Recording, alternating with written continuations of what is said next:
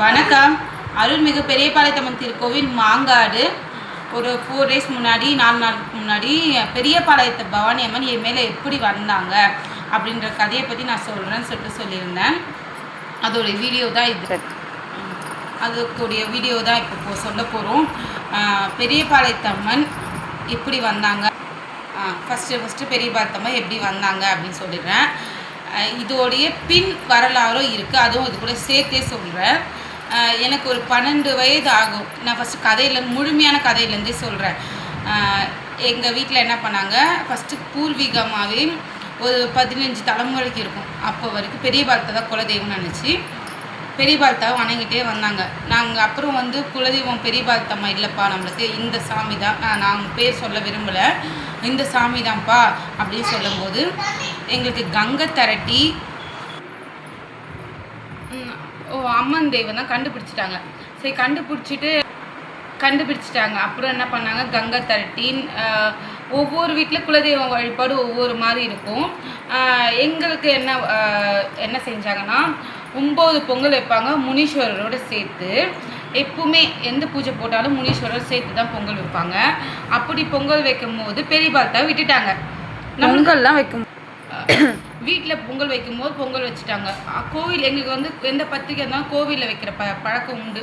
அது மாதிரி அப்பா என்ன பண்ணாரு, கோவிலில் போய் பத்திரிக்கை வச்சு பெரியபாளையத்தை பொங்கல் வைக்கலை, மித்த எல்லா சாமிக்குமே வச்சாங்க. அப்போ என்ன பண்ண பெரியபாளையத்தா வீட்டில் பூஜை போடும்போது எல்லாமே செஞ்சுட்டு பூஜைலாம் போட்டு கங்கை திரட்டி பதிவு போட்டு எல்லாமே செஞ்சுட்டே இருக்காங்க. அந்த நேரத்தில் திடீர்னு மறுநாள் கிளம்பி, அதாவது ஒரு நாள் விட்டு மறுநாள் கிளம்பி ஆகணும். இன்றைக்கி பூஜை போடுறாங்கன்னா அன்றைக்கி ஃபஸ்ட்டு எனக்கு அம்மம் போட்டுது, 2வது அக்கா அவளுக்கு அம்மம் போட்டுது. புட்டம்மா எங்கள் அக்காவுக்கு, எங்கள் ட்வின்ஸ் இல்லையா, அம்மா போட்டுது. நல்லாவே போட்டுருச்சு அம்மா. 2 பேருக்குமே அதான் விளையாட்டு அம்மன்னு இருக்கும்ல, அதை போட்டு ரொம்ப நேரம் அழுதுகிட்டே இருந்தேன் நான். எங்கள் அப்பா சொல்வார், ரொம்ப அழுதுகிட்டே. அதுக்கப்புறம் தான் தெரிஞ்ச உடனே என்ன பண்ணாங்கன்னா பெரியபாளையத்தை வர வச்சாங்க. எங்கள் பெரியபாளையத்தா பச்சையம்மா முருகர் இவங்களாம் எங்கள் அக்கா மேலே எல்லோரும் எங்கள் வீட்டில் ஆளுங்க மேலே சாமி வரும். அப்போ வர வச்சாங்க. 11 மாதத்துக்கு குழந்தைக்கு மொட்டை அடிக்க கிளம்புற நேரத்தில் ஏமா இப்படி அம்மன் போட்ட அப்படின்னு சொல்லி கேட்கும்போது எங்கள் அப்பா பெரியபாளையத்தை அசிங்கசியமாக திட்டினாராம். என்ன உனக்கு இவ்வளோ கோடிச்சு வருஷத்துக்கு கூழை ஊற்றி உனக்கு கும்பம் போட்டு, அது இல்லாத அங்கே பார்த்து உன்னை சீராட்டி பாலாட்டி வீட்டு பொண்ணு மாதிரி உன்னை நான் பார்த்து வச்சுருந்தா நிறைய வேர்ட்ஸ்லாம் சொல்லி சாமி வர வச்சு எங்கள் அப்பா செம்ம திட்டம் பெரியபாளையத்தவ எப்படி செய்வ, கொஞ்ச நேரத்தில் என் பொண்ணுங்ககிட்டேருந்து நீ விறகி இப்போ இறக்கியே ஆகணும்னு சொல்லிட்டு. ஆனால் போட்ட வைப்பமே முத்தை இறக்க மாட்டா, அது பெரிய விஷயம், அதை விட்டுருங்க, இறக்க மாட்டா. அப்புறம் என்ன பண்ணால் பச்சையம்மாக்கிட்ட அந்த உத்தரவு கொடுத்து கூந்தல் இறக்குறதுன்னு ஒரு வழிபாடு இருக்குது. தயவு செஞ்சு யாரை வீட்டை ட்ரை பண்ணிடாதீங்க. கூந்தல் இறக்குறதுன்னு சொல்லிட்டு ஒரு வழிபாடு இருக்குது. அது அம்பாள் மருள் அந்த முடி இறக்கி அந்த நிமிஷமே இந்த போட்ட ஒரு நாளே அம்மா இறக்கிட்டாங்க. இறக்கி மறுநாள் காது குத்தும் போது 2 பேரும் சந்தோஷமாக அவள் நல்லா விளையாடிட்டு இருந்தோம்மா.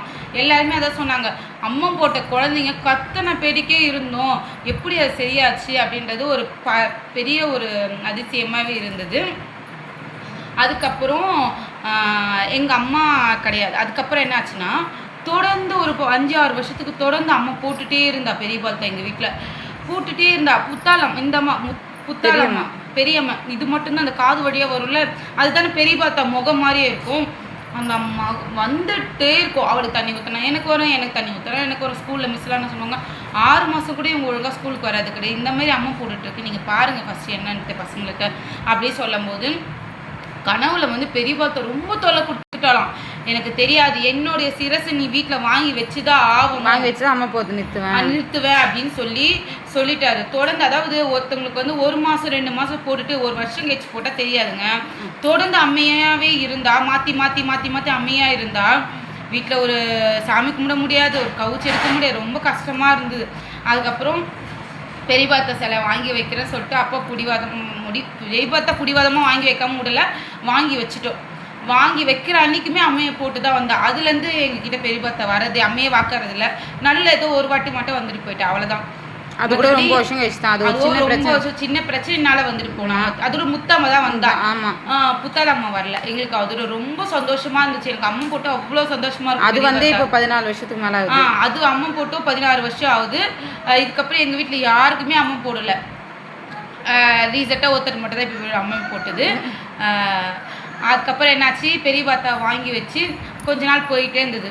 நான் வயதுக்கு வரத்துக்கு முன்னாடி 11 வயதில் இருக்கும்போது என்னாச்சுன்னா, எனக்கு 11 வயதில் இருக்கும்போது ஒரு 2 மாதம் ஆடி மாதத்துக்கு முன்னாடி ஜூன் ஜூலை என்ன ஆச்சுன்னா சரியான ஜுரம். 2 மாதமாக ஸ்கூலுக்கே போகல. நான் அடிக்கிற அடி ஜுரத்தில் நான் அப்படியே சுழண்டு விழுந்துட்டேன். ஆல்ரெடி ட்வீன்ஸ்னாவே ஒருத்தர் வீக்காக தான் இருப்பாங்க. நிற்க வச்சாவே விழுந்துருவேன். ஹாஸ்பிட்டலுக்கு கூப்பிட்டு போகிறோம், இது கூப்பிட்டு போகிறோம். டைஃபாய்டு சொல்லிட்டாங்க. ஒரு பக்கம் ஃபீவர் இருந்ததா டைஃபாய்டு. 2 மாதம் இருக்குமான்னு கேட்டால் அது கிடையாது. அது ரொம்ப எனக்கு கெடுபிடியாயிடுச்சு. நான் படுப்பேன், தூங்கலான்னு படுக்கிற நேரத்தில் எனக்கு இவ்வளோ பெரிய முகம் வரும். எங்கள் அப்பா கேட்டுகிட்டே இருந்தார், ஏன் என்னாச்சு, ஏன் அழகு ஏஞ்சிக்கிற, ஒன்றும் இல்லைப்பா சொல்லிகிட்டே இருந்தேன். அப்புறம் ஒரு நாள் சாயங்காலத்தில் என்ன பண்ணார் அப்பா, நல்லா சூடாக ஒரு டீயை போட்டு கொடுத்தாங்க எங்கள் அம்மா. குடிச்சிட்டு ஒரு காரமாக சிப்ஸ் வாங்கிட்டு வந்தார் எங்கள் அப்பா. சாப்பிட்டுட்டு 5 பாட்டு போட்டார். படவேட்டு ரேணு கம்மா கதை அதுவா ஆரணி பெரிய பாரதா பாட்டு போட்டாங்க. போட்டுட்டு எங்கள் அப்பா என்ன பண்ணாரு, காத்து கருப்பு அண்டி இருக்கும் அப்படிதான் சொன்னாரு. காத்து கருப்பு அண்டி இருக்கும், முடியாமலே ஆகுது, ரொம்ப முடியாமல் ஆகிட்டே இருக்குது, இந்த மாதிரி விட்டா என்ன உடம்புக்கு என்ன ஆவறதுன்னு சொல்லிட்டு, ஏன்னா அப்போ 11 வயசுனா சின்ன பொண்ணு தானே, என்ன ஆவறதுன்னு சொல்லிட்டு அப்போ வந்து நாங்கள் வாடகை வீட்டில் தான் இருந்தோம். வெளியேச்சு ஆடி மாதம் பிறந்துச்சு. அப்போ பிறந்து 2வது வாரம் நினைக்கிறேன், ஆகஸ்ட் மாதம் 12ஆம் தேதி என்ன பண்ணுறாரு எங்கள் அப்பா, வெளியே வச்சு மந்திரிக்கிறாரு. எப்படி காமிச்சிருந்தது அப்போ மந்திரிக்கும் போது என்ன சொன்ன பெரிய மந்திரிக்கும் போது எப்படின்னா, ஃபஸ்ட்டு வந்து எங்கள் அப்பா சாதாரண மதிக்கிறாரு. நான் பெரிய பார்த்தா வந்திருக்கேன்டா அப்படின்னு சொல்லுவோன்னே எங்கள் அப்பாவுக்கு சந்தோஷமாக தாங்கலை. நாங்கள் பிறந்தப்போ கூட அவர் சந்தோஷப்பட்டிருப்பாரா தெரியல. அப்படியே எல்லாருக்கும் சொந்தக்காரங்களாம் ஃபோன் பண்ணி சொல்கிறாரு, பெரிய பார்த்தா வந்திருக்கேன், பெரிய பார்த்தா. ஒரு முடியல பம்பை திரட்டி கங்கை திரட்டி கூப்பிட்றதோட சுயம்பாக ஒரு அம்பாள் ஒருத்தவங்க மேலே வர்றது வந்து வார்த்தை வந்து நின்று பேசுவோம். சும்மா நானும் ஆடுற சாமின்றதோட அது மாதிரி வந்துட்டா. அதாவது வந்து கங்கை திரட்டி கூப்பிட்றதோட தானாக ஒரு முடிமலை வந்து, என்னடா இது இவ்வளோ நாளாக குழந்தை படுத்து எனக்கு எதுவுமே அவளை என் மேலே வரல, பெரிய பார்த்தா தங்கச்சி மேலே தான் வரும். திடீர்னு வந்து பார்த்தா நான் பெரிய பார்த்தா வந்திருக்கேன்டா அப்படின்னோடனே எங்கள் அப்பாவுக்கு ஒன்றுமே புரியல. இங்கே நானும் எங்கள் அம்மா என்னாச்சு கல்பனா பேதா பூச்சிச்சுன்னா அப்போ உள்ளே வராரு, வாமா உள்ளே கூடும் போது நான் பெரிய பார்த்தா வந்திருக்கேன், இனிமேல் இந்த முடிமலை நான் வருவேன் அப்படின்னு சொல்லிட்டு வாக்கிட்டுட்டு 2-3 விஷயம் சொல்லிவிட்டு நான் அப்புறம் வரேன்னு சொல்லிட்டு எங்கள் அப்பா நிறுத்திட்டாரு. எங்கள் அப்பாவுக்கு கையும் ஓடல காலும் ஓடல. ஏன்னா இது வந்து இன்றைக்கி நேற்று வந்தது கிடையாது, நேற்று ஆடின சாமி நேற்று ஊற்றின கூழ் கிடையாது, தலைமுறையாக பரம்பரையாக பெரிய பார்த்தவங்க வணங்குனவங்க நாங்கள். இன்றைக்கி நேற்று ஆடினவங்க கிடையாது, வேப்பிலை தூக்கி நான் வந்து அந்த வேப்பில் தான் படுத்து எழுந்தவங்க நாங்கள். அதனால் அவள் எங்ககிட்ட எப்பவுமே நிறைஞ்சி இருப்பா. அதனால தான் சில பேர் வீட்டுக்கு கூட நாங்கள் நுழையத்துக்கு முன்னாடி நீ போவாதன்னு சொல்லுவா பெரிய பார்த்தா. ஏமா அப்படி சொன்னால், நீங்கள் போனீங்கன்னா அந்த வீட்டில் நான் வாசக்கல்ல காலை எடுத்து வச்சது சமம்.